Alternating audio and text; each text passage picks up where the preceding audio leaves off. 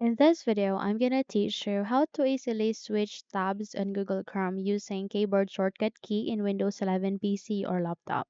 So without any further ado, let's begin. So firstly, you need to bring up your Google Chrome. So as you can see, I have opened a lot of tabs here. Okay, in fact, I have here 5 tabs being opened.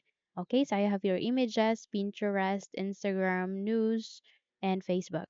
So in order to switch tabs using keyboard shortcut key, all you need to do is you need to press Control and 1 key together, and in that way you would be able to switch the tab to the first tab that is being opened here in your Google Chrome.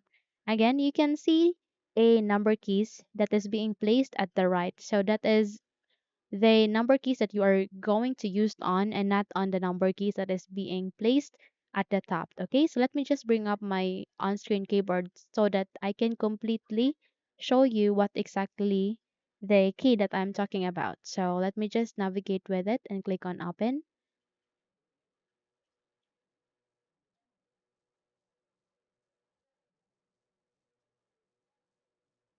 As what I have said, you would be able to see a number keys that is being placed at the top and a number keys being placed at the right.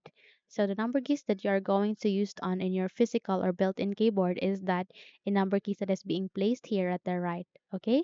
So just press Control and the 2, and in that way you would be able to navigate it to the second tab. Okay?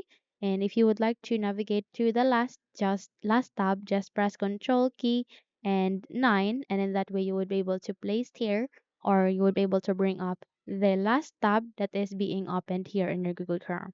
Okay, just to press Control and the number 4, and that way you would be navigated to the tab that is being placed or open at the fourth of the order of the tab. Okay, once you're good, close the window and you're good to go.